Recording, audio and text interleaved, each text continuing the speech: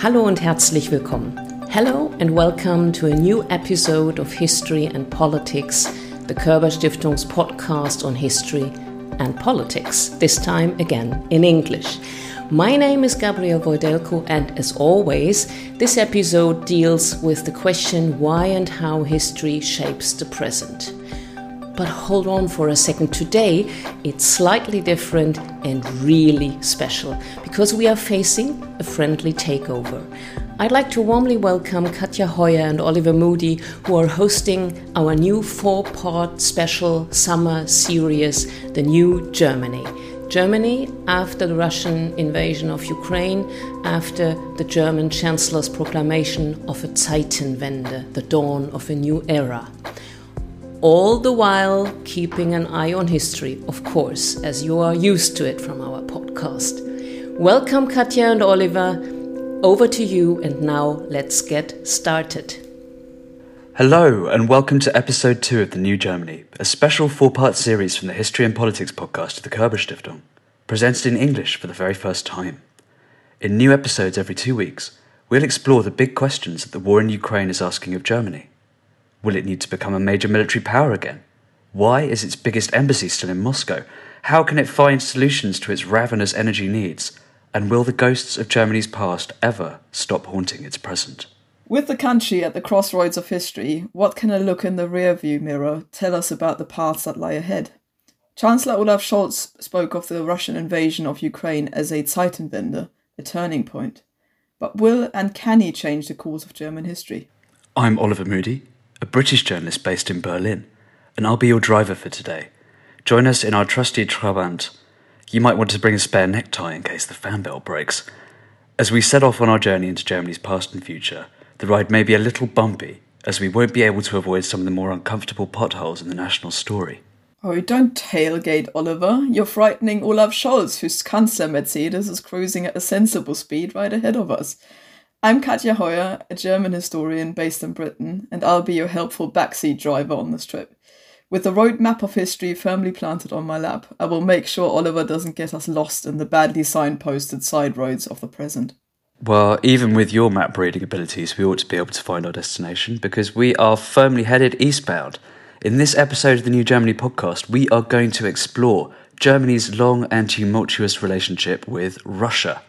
The largest country in the world has always held a special place in the German imagination and in German foreign policy. The Russo-German connection is it's a bit of a love-hate relationship, isn't it, Katja? Yeah, I think you can certainly say that again. There's been plenty of love and plenty of hate too in the relationship between those two European giants. It's remarkable, really, how much this relationship has always been shaped by emotionality rather than rational calculation. If I wasn't a respectable historian, I'd be tempted to describe Russia and Germany as the Elizabeth Taylor and Richard Burton of European states.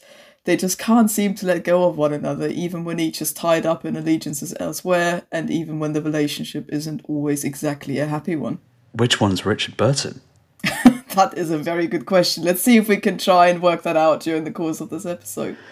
I mean, one thing you can absolutely generalise about the history of German-Russian relations is that very often it has been personal ties between the people right at the top, and personal ties between some real Burton and Taylor figures, from Catherine the Great and Napoleon to Bismarck, Lenin and Hitler. Russia's leader in the here and now still seems obsessed with many of these characters, looking for qualities to be admired or abhorred. In one of his recent speeches, Putin even compared himself to Peter the Great, whose reign ended 300 years ago. Katja, if we've got to go that far back to understand the Russo-German entanglement, can you please give us a whistle-stop tour before we come back to the more familiar terrain of the 20th and 21st centuries? Well, where shall I start? In the Middle Ages, many German settlers begin to... Katja, I understand that you historians think everything is too complex to sum up, but let's set you a challenge, because we are in a tight time frame here. We've got a lot to get through. I am going to give you a maximum of 150 seconds to explain to our listeners what happened between Germany and Russia before 1914. That's 1 second for each year from the end of Peter the Great's Northern War with Sweden to the unification of Germany, taking in Peter, Catherine, Napoleon, Bismarck and Lenin, and your time starts now? Well, Peter the Great, who we've just heard Putin is very obsessed with, ruled the country from 1682 to 1725. And in that time, he founded St. Petersburg. And in order to come up with some nice new buildings and a lovely structure for it, he invited a lot of German architects and engineers and other people like that over, so that many members of the German middle classes basically would bring their influence, their Western influence, to Russia. His grandson, in turn, who was Peter III, was German-born himself and was also married to another German, Catherine, who would later become Catherine the Great. They briefly ran Russia together in 1762, before Catherine overthrew him and ruled in her own right. Strangely enough, even though she was German, she was also a Russian nationalist and set out to make Russia great again, as it were, and invited another batch of Germans over, particularly into the Volga region, where they were supposed to bring their Western culture and influence into Russia, modernize it, liberalize it, and basically make it a more Western-orientated country. Skipping forward to Napoleon, who famously marched into Russia in 1812, and that didn't quite work out, which then encouraged Prussia to join forces with Russia against Napoleon and start fighting with them. This brought the two armies very closely together, and they fought together for those years of the so-called liberation wars, and the Prussian military was so impressed with some of the Russian military traditions that they took some of them over, most famously the Große Zapfenstreich, the Great Military Tattoo, which the German army still uses today. Skipping forward again to Otto von Bismarck, who founded Germany in 1871, he was obsessed with Russia too, and said famously that the secret to good foreign policy is a good treaty with Russia. Skipping forward again to the First World War, Germany and Russia are at war with one another, despite the fact that Wilhelm II, the German Kaiser, thought that he could convince his cousin, Tsar Nicholas II, on the Russian throne, that they should not go to war with one another. But of course that didn't work out. Germany tries everything it can to end the war on the Eastern Front as quickly as possible, including smuggling a well-known person called Lenin back into Russia, which caused a lot of upheaval there. Russia loses the war, and that's where we are at the end of the First World War. Done. 168 seconds, Katja. It's not good enough. How painful was that? It is very complex, though. That was very painful. I mean, I should probably wear a horsehair shirt for a while until the goddess of history is appeased again. Maybe she hasn't noticed quite yet, so if we move on very quickly, we might get away with it. Why do you think the two world wars, both of which were most savagely fought on the Eastern Front, didn't sever the link between Germany and Russia for good? Well, as Mrs. Potts sang at the end of Beauty and the Beast, it's really a tale as old as time. The Germans needed raw materials and a market for their finished products, and the Russians needed German industrial expertise, especially at the end of the First World War. There were also two quite diplomatically isolated countries that needed friends. So in 1922, Germany was one of the first states to bring Russia back into the fold with the Treaty of Rapallo, which included secret clauses allowing the Germans to rearm by training their pilots at Lipetsk and to build tanks near Moscow and Rostov-on-Don. There's also something, I think, to be said here about the cultural side of the special relationship. The ethnic German settlers in Russia had an enormous influence on everything from the structure of the Russian military to the Russian language itself. The Russian word for mine, Schachter, comes from the German Schacht. And as Stalin famously said after the end of the Second World War, the Hitlers come and go, but the German people and the German state remain. And even a few months ago, you'd still quite often hear in private conversations with a certain stripe of older German official that Germany had never really been a country of the West in the way that France or Britain were, that it had always looked at least just as much to the East. Yes, but those boundaries were already to blur, weren't they, straight away after the Second World War? As you say, Germany, despite having just fought the East and the West, is now looking in both of those directions again for partnerships. And the occupation and division of Germany meant that the two German states that emerged from it were looking east and west respectively. So you effectively ended up, as we discussed in our previous episode, with West Germany joining NATO in 1955 and therefore firmly aligning itself with the West. The West German Chancellor Konrad Adenauer was particularly keen that that would happen, even if it was at the expense of a potential reunification of the two Germanys. And as a result of that, East Germany also started to align itself with a bigger partner, as it were, with Russia, and joins the Warsaw Pact with its newly formed National People's Army. And so very quickly you end up with the two Germanys having very different relationships with Russia, one seeing it as an enemy, the other as a friend and partner. But that distinction didn't stay hard and fast for that long, because even under the anti-communist government of Konrad Adenauer, West Germany's first chancellor, there were tentative overtures towards the makings of a kind of reconciliation. Things like the release of tens of thousands of Wehrmacht prisoners of war from Russian camps. And things really began to shift at the end of the 60s under Willy Brandt, the first social democratic chancellor who famously pursued a policy of détente known as Ostpolitik, which is basically acknowledging that Germany is divided and that giving up on reclaiming the territories east of the border with Poland, building a personal relationship with Brezhnev, the Soviet leader, and trying to find common ground where Bonn and Moscow could cooperate, such as natural gas pipelines or commemorating the victims of Nazi German atrocities. Yeah, in the East it isn't quite as straightforward as it sounds either. East Germany or the GDR is often seen as a sort of Soviet satellite state, even a kind of, Russified state, but it wasn't really. There was a lot of tension as well between the East German authorities and Moscow. This became worse and worse really as time passed on, because the GDR was really looking towards West Germany for a lot of its economic cooperation. It made sense for those two states to exchange different products that could be produced on either side and to sort of, form economic ties, which in turn made the Soviet Union rather suspicious that some sort of, inner German collusion was afoot again. And this became particularly apparent in the kind of wake of the oil crises, when Russia basically ended up selling oil much more lucratively to West Germany than it could to East Germany under favorable conditions. And so it, sort of stopped supplying them with the amount of economic aid that they needed. And worse, even when in 1985, Gorbachev came into power in the Soviet Union, and that relationship began to shift completely because he was pushing for reforms, and the GDR's more conservative politicians were trying to hold on to the old socialist ways effectively, and the relationship began really to break in the late 1980s.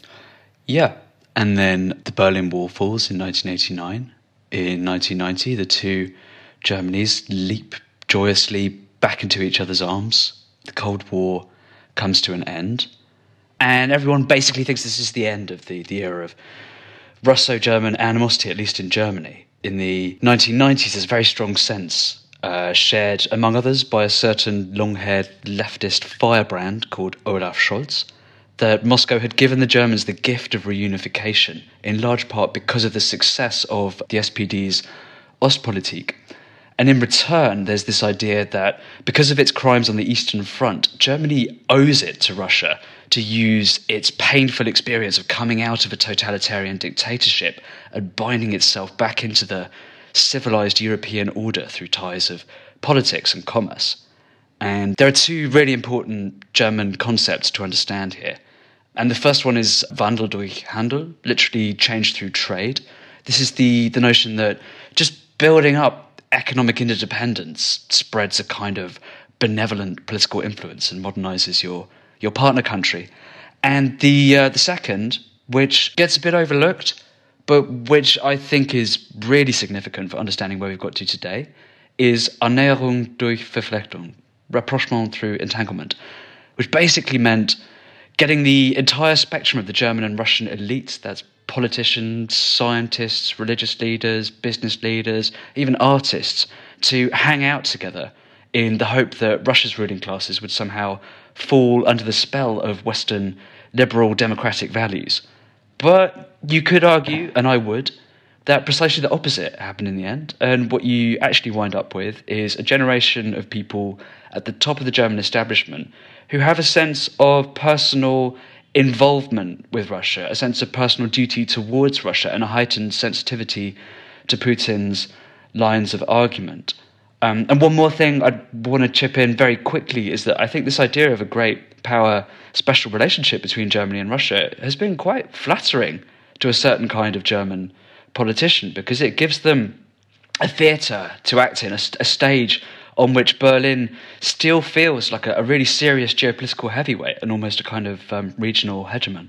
Yeah, I think that's absolutely right. And the two politicians that are mostly associated with that are the sort of two previous chancellors before Kohl, Angela Merkel and Gerhard Schröder.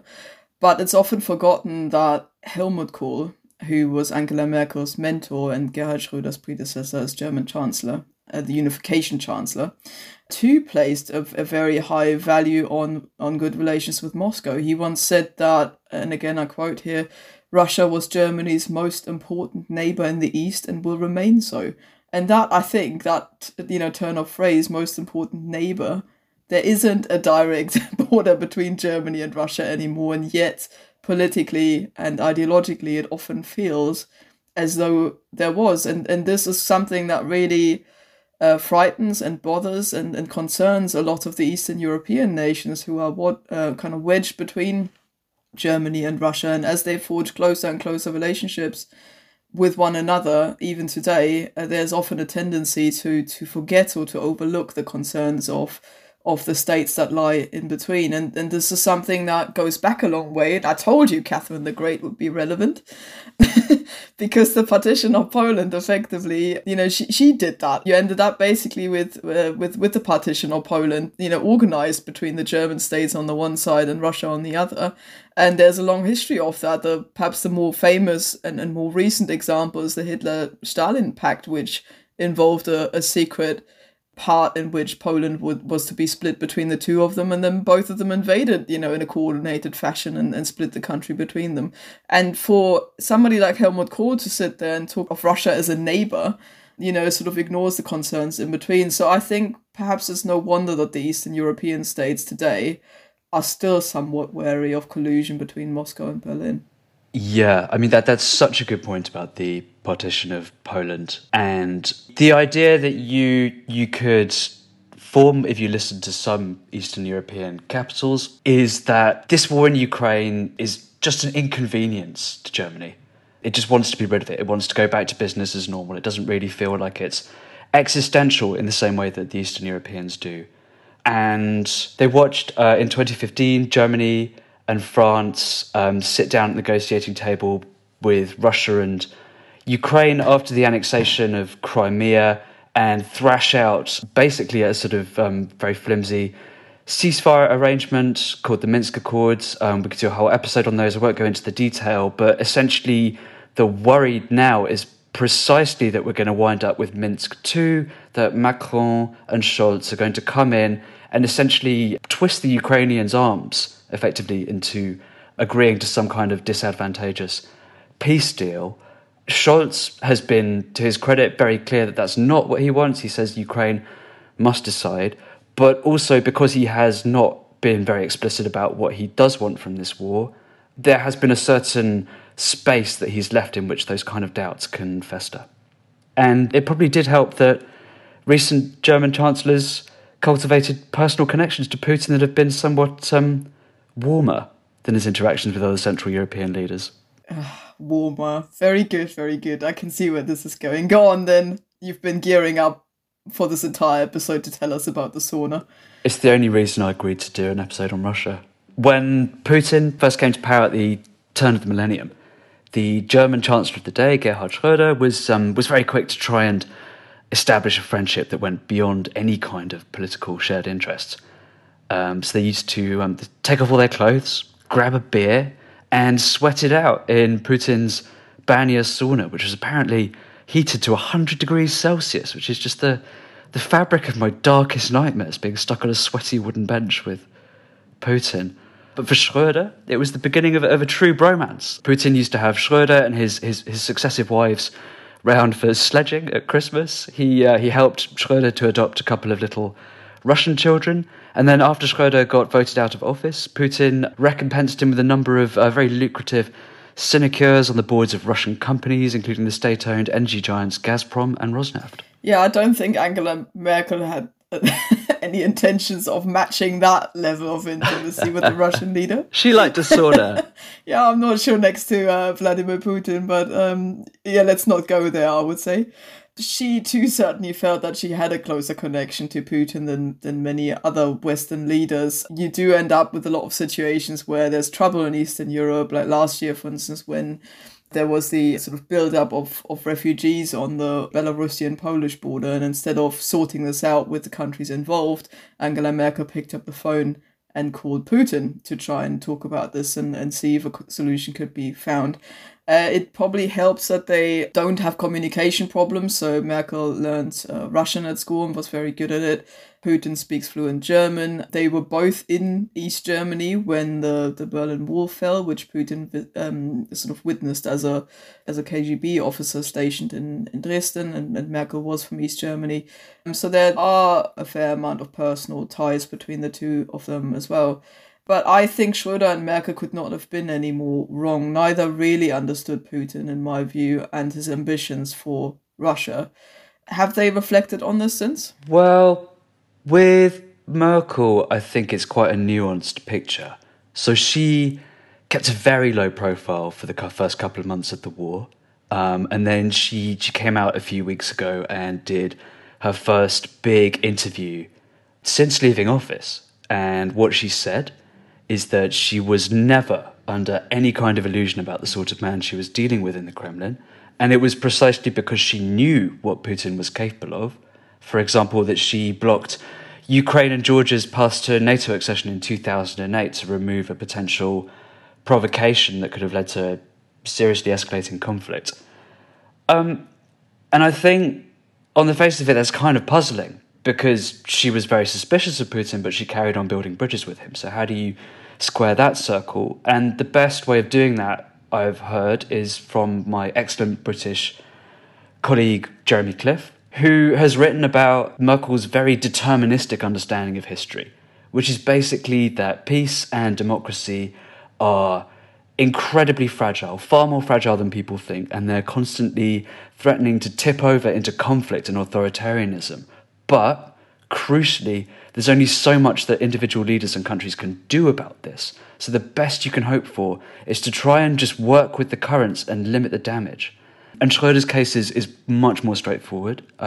He's criticised the war in Ukraine in extremely vague terms. But apart from that, I think you can fairly say there hasn't been an iota of self-criticism or indeed criticism of Putin. In fact, he's argued pretty consistently for trying to reach an accommodation with Russia and fixing the broken ties.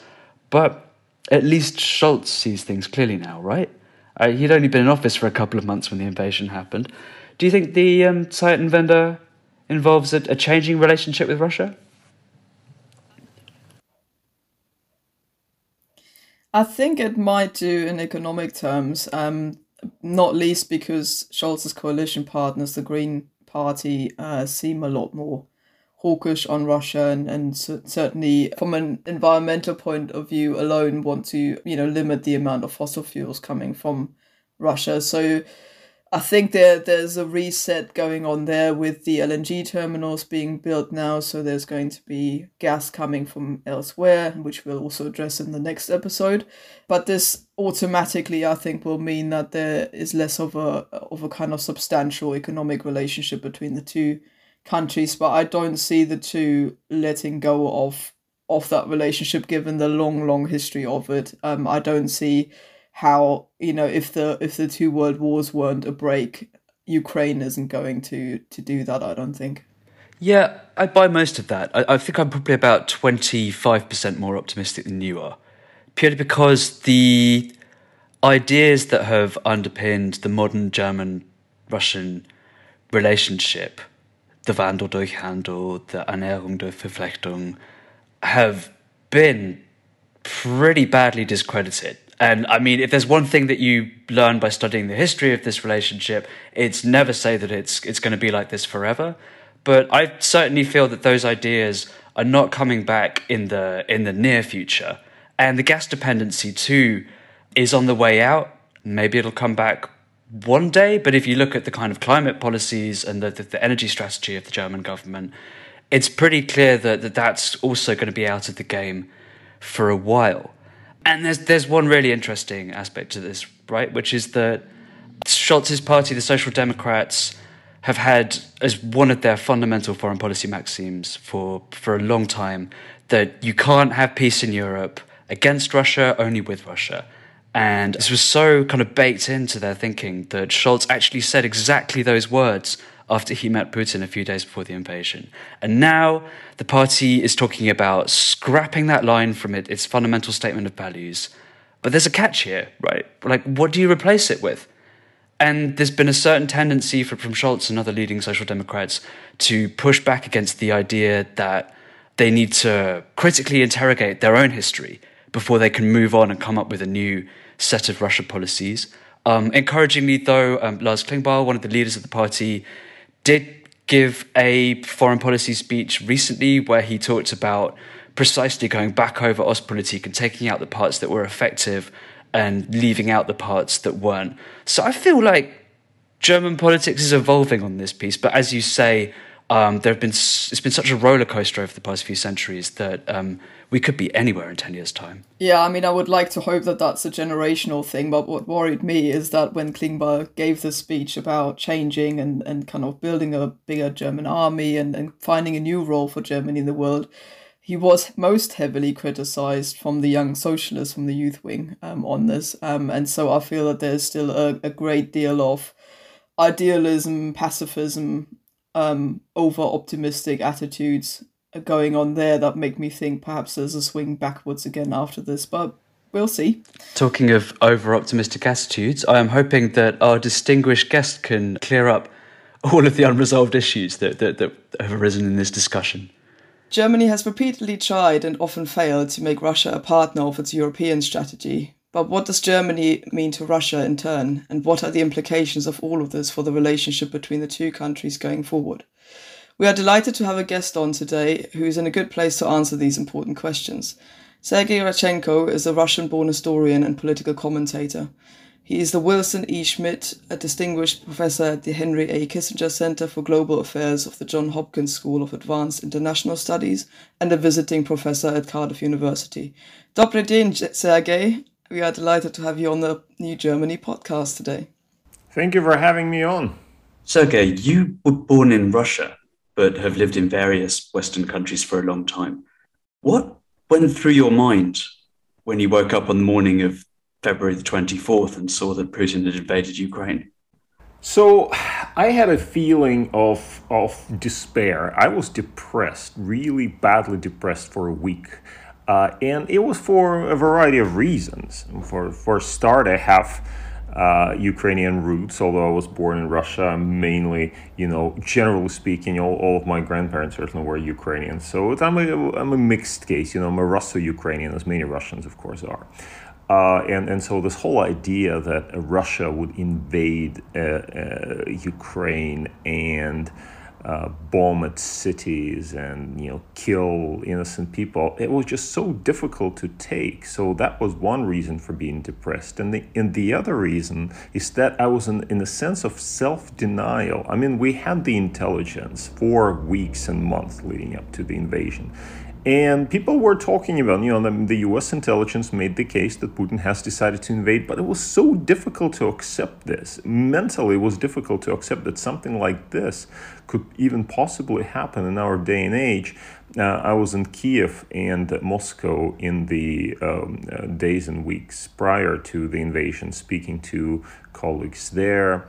In the policy community, and so few people on either side actually saw it coming. The Ukrainians thought it was some kind of a strategic ploy by Putin to have put greater pressure, I guess, on Kiev. And the Russian policy community were also saying the same thing. They were like, well, it doesn't make any sense. Who would do something like this?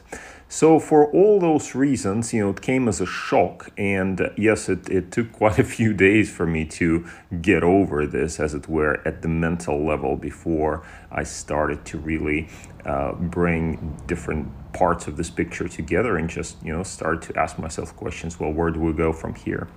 Well, it seems to have caused significantly less distress to some elements of the German populations. There have been surveys that basically showed that there is some sympathy in Germany for the idea that Putin was provoked by the West. And these people are often described as Putin-Versteher, so those who understand Putin. To what extent do you think are Germans in a better position to understand Russia compared to other Western nations? Sure. Well, I'm not German, so it's difficult for me to judge. But here, I'll venture a possible answer to this. So I think we would have to start with this narrative of victimhood that we have in Russia. Yeah, the Russians have this idea or this narrative that Russia has always been invaded by Western countries. It is always under threat from the West, etc., etc. And of course, the most important part of that narrative is the experience of the Second World War, Germany's invasion of what was then the Soviet Union in June 1941, which has is still considerable relevance to Russians even today, even though, of course, the veterans of the conflict are, by and large, they have passed from the scene. And yet, it is still very important, and it constitutes a major part of this government, but not only government narrative. I think it's a general public narrative about, part of Russian victimhood or self-perception of victimhood. And if you look at it from the German perspective, I suppose, of course, there's the German narrative as well, and that is the narrative of guilt that Germany did invade countries in the Second World War, not least the Soviet Union, not least Russia, and so there's some sort of some space where these two narratives overlap, as in the Russians are saying, well, the West has always invaded us, and look at what the Germans have done. And the Germans say, well, we did invade the Soviet Union in 1941, therefore, we can understand why they feel this way. Now, so that is just a guess. I don't know. I have probably better insights in the Russian thinking about this than the German thinking. But I guess I would imagine some Germans think that Russian complaints about it being under pressure from the West are not altogether irrelevant. There's a fairly long history behind this idea that Germany can bring about change in the world through soft power rather than military power. It was more than 50 years ago that the Social Democrat Chancellor Willy Brandt's Ostpolitik began the process of normalizing relations with Soviet Russia. Can you tell us a little bit about how Brandt's overtures were received in Moscow? And is the collapse of the Soviet Union proof that it worked, as some in Germany have claimed? Sure, this is a very, very interesting story. The process of Ostpolitik, a lot of people think that Brandt began it, but actually there was a kind of Ostpolitik already happening in the mid-1960s with the Soviet engagement with the French. So it was the French president Charles de Gaulle who really was reaching out to the Soviet Union, seeking some sort of a different relationship with Moscow than the general relationship between the West and the Soviet Union at the time. And the Soviet leaders, for their part, really embraced de Gaulle. They thought that he was an important partner in Europe. They thought that the fact that France exited a military structure of NATO in 1966 really played into the Soviet strategy, because they've always wanted to undermine NATO. So they built up this relationship with de Gaulle. But then, of course, Brandt came onto the scene with his victory in the West German elections in 1969, and he then pursued this policy of Ostpolitik, or improving of relations with Moscow. Now, if you think about the Soviet side of this, what was happening in the Soviet Union at that time, two things come to mind. First of all, in 1968, the Soviet Union brutally suppressed the Prague Spring by invading Czechoslovakia. And the effect of this was interesting in the sense, at one level, the Soviet Union, at one level, of course, it was a very terrible invasion. At another level, there was very little Western reaction to this, actually. So the Soviets kind of asserted their sphere of influence or their control of their sphere of influence, and there was an understanding that perhaps you can build some sort of a peaceful coexistence, peaceful relationship based on that recognition. So you could argue, as some historians have, for example, Vlad Zubok has argued that 1968, in the Soviet invasion of Czechoslovakia, actually became a sort of a turning point for East-West relationship, paving way later to Helsinki, to the final act, to détente, broadly speaking. So this is one part of the equation. The other, of course, is you have to remember what the Soviets were dealing with in the East at that time. Their relationship with China had been going downhill since the late 1950s. By the 1960s, by the late 1960s, it really deteriorated to a considerable degree. In 1966, the Chinese launched the Cultural Revolution, which had really anti-Soviet kind of underpinning. And then there were border clashes as well. In 1969, the Russians and the Chinese were actually fighting an undeclared border war in the Far East, a place called Zhenbaodao or Damansky Island in Russian. And then the Russians actually threatened and hinted at the possibility of a preemptive nuclear strike against China.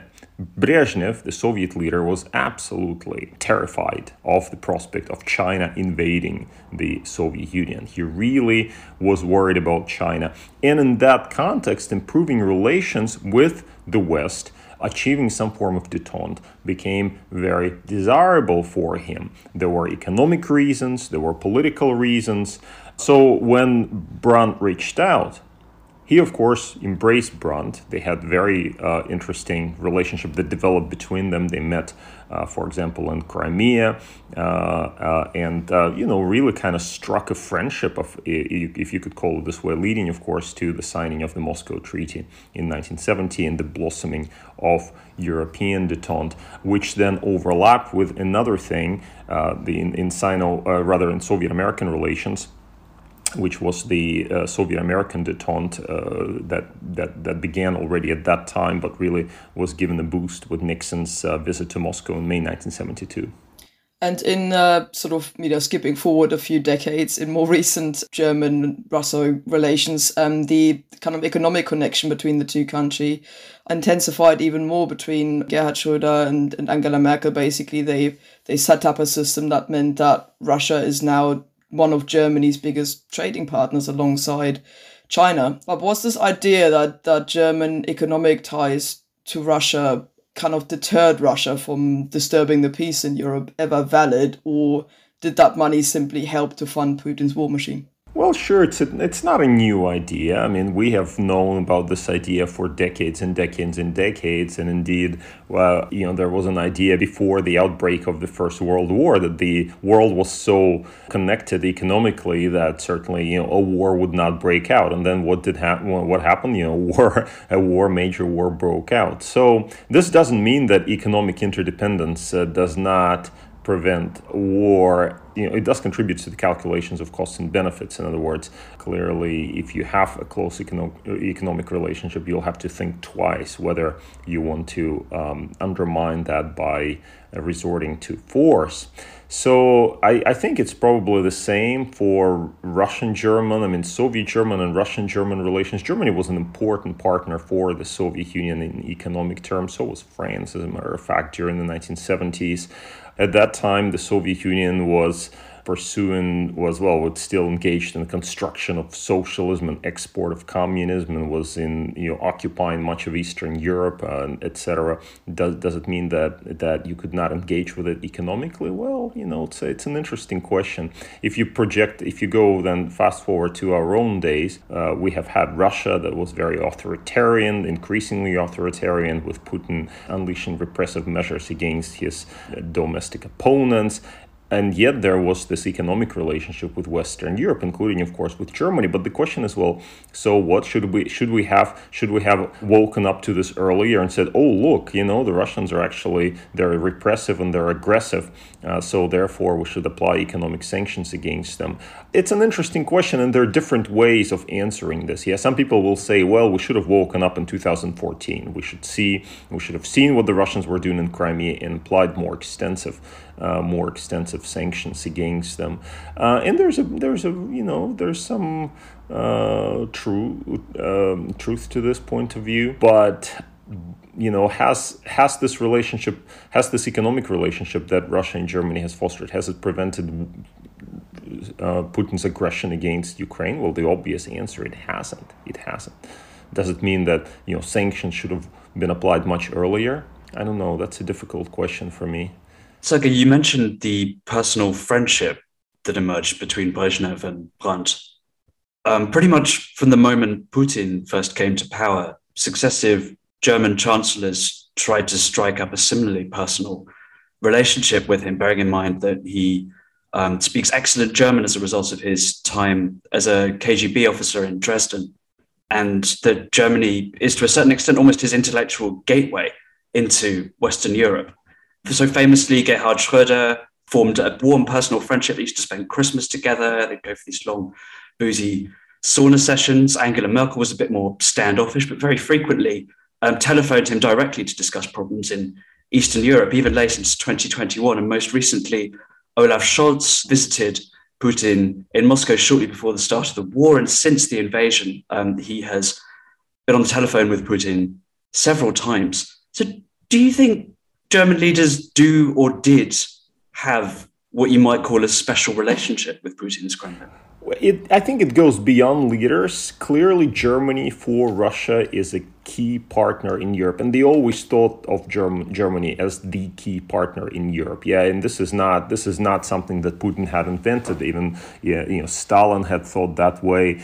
Brezhnev certainly thought that way. For him, that relationship with Brandt was not just important in personal terms, but he understood that Germany was the major power on the European continent. Therefore, you had to kind of build up a relationship with them. Also, the Russians and the Soviets before them have had this idea that you could somehow, that the Germans were always upset with their position in Europe. Therefore, you could somehow subvert them a little bit and bring them over to your side because they also want to play or have a greater independence from their transatlantic partners and so on and so forth. So Moscow's long-term policy towards Germany has been to play Germany against France and France against Germany, and also play both of them against the United States. I think it really is unchanged since the times of Brezhnev in this regard. Having a good personal relationship clearly matters for building up sort of state-to-state relations. And Brezhnev and Brandt are case in point here.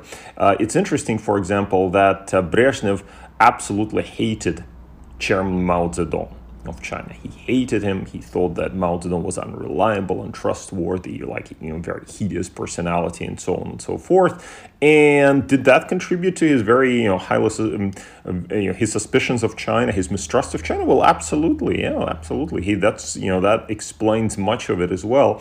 And so he was able to speak to Brandt, and this is, by the way, we're speaking here about Brezhnev, who actually was involved in the Second World War, not in a major capacity, but the Soviet leaders were, until I suppose Gorbachev was the only one who, well, even Gorbachev experienced the Second World War as a teenager, as it were. But the Soviet leaders before Gorbachev had a direct experience of the Second World War, and Brezhnev had a direct experience in this regard with Germany, but he was able to overcome this. He did not have any kind of personal bitterness or anything like that on this account, and he built up a relationship of trust with Brandt, which clearly helped direct Soviet-West German relations in the needed direction as far as the Soviet Union was concerned. And I think Putin is in the same kind of position. So he obviously had extensive experience of East Germany, having served in Dresden.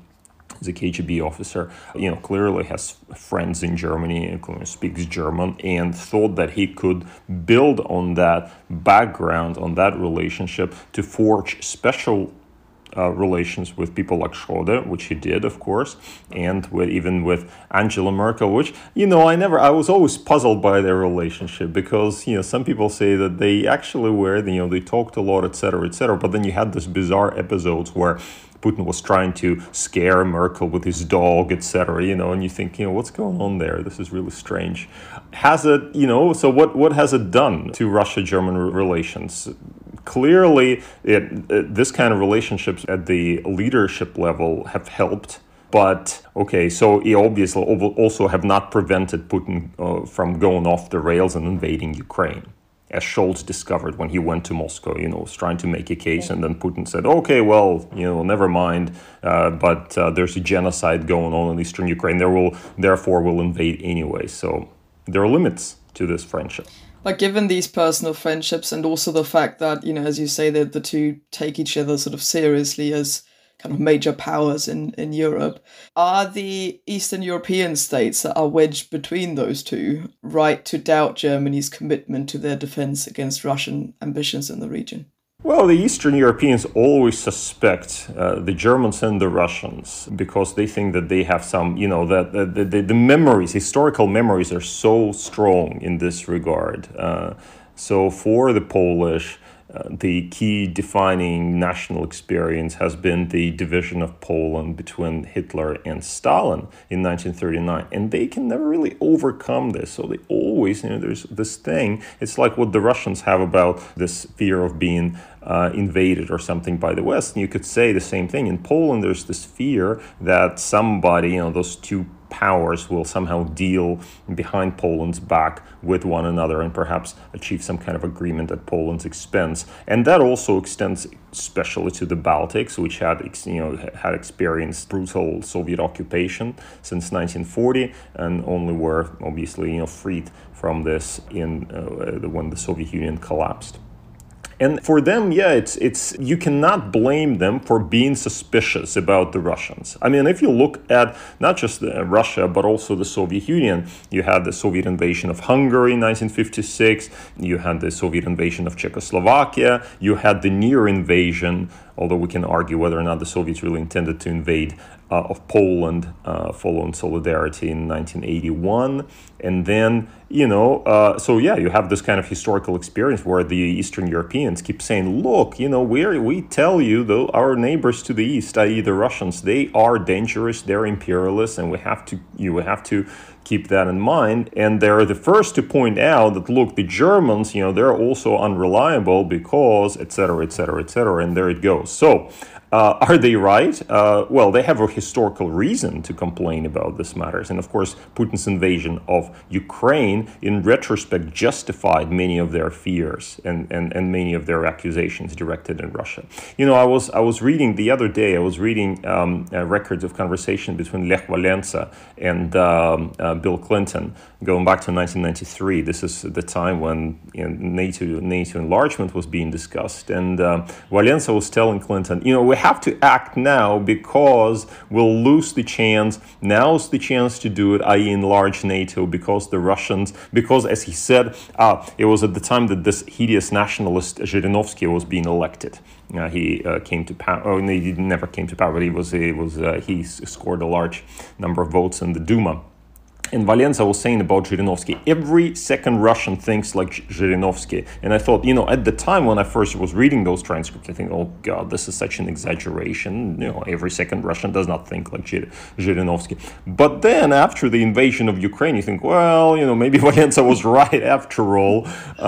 So can you blame them? No, I cannot personally blame them. I think sometimes their fear of Russia, and in particular of their fear of Russian dealings with Germany, etc., I think is a little bit counterproductive, and we're witnessing this period now as well, when there are some efforts directed at peaceful resolution of this crisis that are kind of promoted by Germany and by France as well, and the Eastern Europeans are trying to basically subvert that and torpedo this before even any kind of discussion. You can understand it, and you can understand why they think this way. and you still don't know whether this is the right thing. And very briefly, just to pick up that last point you made, what role would you like to see Germany take in the conflict? Is there anything to be said for Germany and France holding back a little bit more just in case they could step in as intermediaries as they did in 2014? Well, Germany and France have their interest, and they are aligned with, generally aligned, I suppose, with the interests of the European Union as a whole. And we saw that alignment come to the fore very clearly when there was this very sharp reaction in the wake of Putin's invasion of Ukraine, where there was great European solidarity, and even the Germans and the French stood together and said, no, there's got to be an end to this. We're not going to yield to Putin's aggression. And they have promised to supply arms, and the French have been supplying arms. At the same time, when you go, especially as the conflict drags on, and you look at the different nuances of this, you'll see that there are differences, of course, in the way that the Germans approach the conflict and the French approach the conflict. For them, it's something further removed than, for example, for the Eastern Europeans, never mind the Ukrainians, of course, where all of these things are happening. So I would not say, it doesn't mean that they are ready to sell out the Ukrainians or override the objections of the Eastern Europeans. But it's more a case that they are perhaps more prepared to deal with Putin on a pragmatic basis. They are at the moment in a wait-and-see position. That is to say, at the moment, I think everybody in Berlin, much as in Paris, understands that Kiev must be supported, including with a supply of weapons. That's the key aspect of this. And so weapons are being supplied, but depending on how this conflict then develops over the coming weeks, then I think both Berlin and Paris will have to look again at their positions and see what their interests actually are. For example, if the Russians continue to make gains, that's one possibility. If the Russians stall, that's another possibility. If the Russians are rolled back, that's yet another possibility. And you will have to adopt your own positions depending on how the conflict unfolds. Irrespective of all of these scenarios, I think it's probably going to be in the interests of Berlin and Paris and many others as well, to see this war somehow fizzle out, to see some sort of negotiated solution. There's a general recognition, I think, everywhere, including in Kiev and Moscow, that there's going to be a negotiated solution here.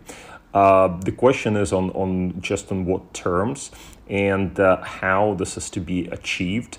The problem that we have in our discourse in Europe at the moment is that we deal in these generalities. We say, Putin must be defeated, which everybody agrees to. Of course, we all want to have Putin defeated. This is an excellent idea. But the problem is that we don't know what this actually means.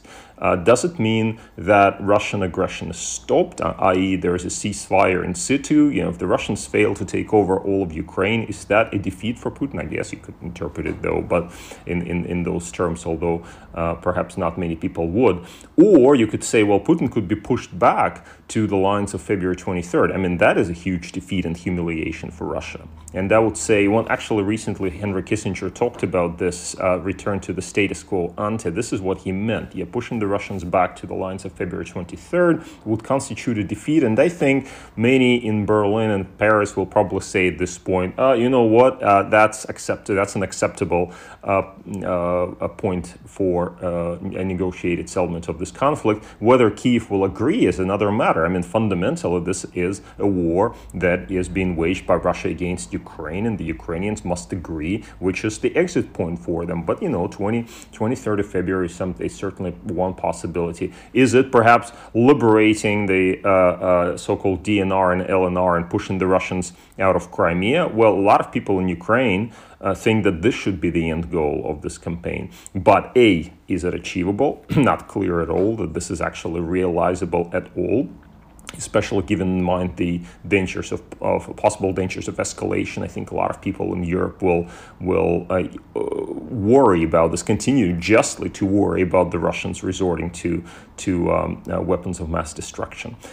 And also, what would this kind of war look like? How long would it drag? And what would be the role of Western Europe in all of this, in supporting, for example, Kyiv's 100% agenda of, let's say, liberating Crimea or DNR and LNR? So you can see how defeating Putin can have so many different aspects, so many different scenarios, where I think Berlin and Paris will have to at each, with regard to all of those scenarios, they will have to figure out what is in their interest, and so I can see how they're to come back to your question, I can see how they can decide that it is in their interest to, for example, support a status quo ante.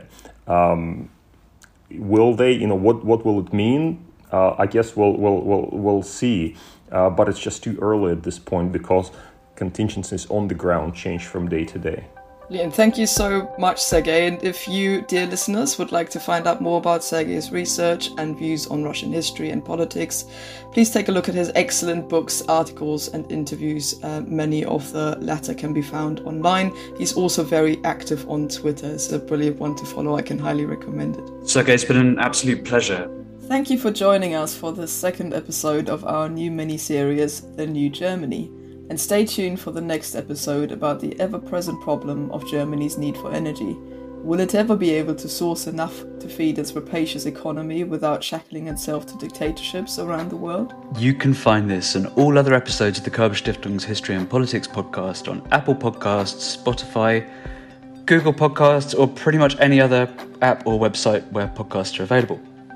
If you'd like to find out more about the Foundation or Germany's politics and history, visit the Körber-Stiftung's website, which I am not going to spell out for you again because Katja gets sad every time an umlaut dies. Quite right, Oliver. Here's an extra one.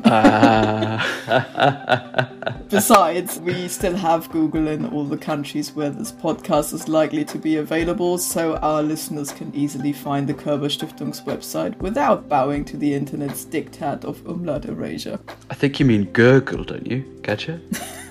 But before you get even more upset, let's end this episode in an umlaut fest. So I'll say, auf Wiederhören und tschüss. Dear listeners, it's been lovely to have you with us again.